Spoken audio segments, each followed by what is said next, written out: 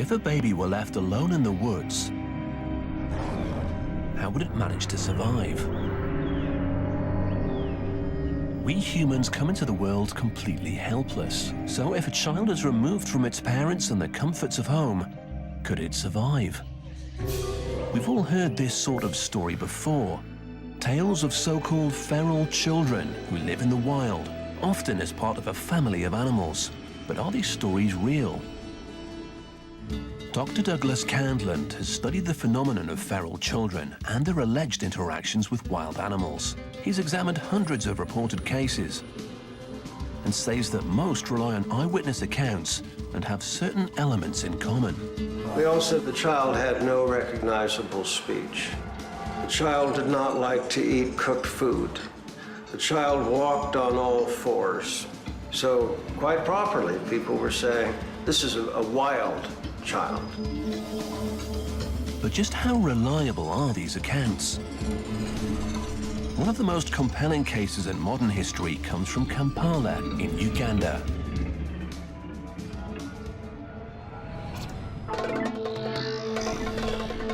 Kampala is home to over 1 million people who, like most city dwellers, face a sometimes difficult commute to work. But one wrong turn on these dusty roads can lead to some of the world's thickest jungle. 2 hours south of Kampala, on the edge of Africa's untamed forests, lies Bombo Village. It was here, in 1991, that a remarkable story emerged. She caught a glimpse of something that terrified her. A dark form crouching in the branches. The creature that caused her to run was a human boy.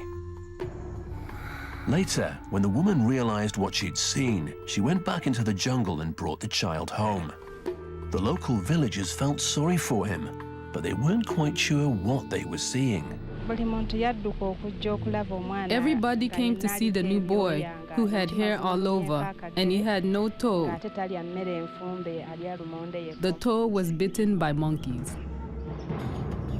Children from the village recalled that when the boy first arrived, he was as wild as an animal. They decided that the boy must have been in the forest for a while. Apparently, he hated to be kept indoors, wouldn't eat cooked food, and didn't like to wear clothes. And he wouldn't or couldn't talk. But the boy did seem to be able to communicate with the vervets and even moved like a monkey.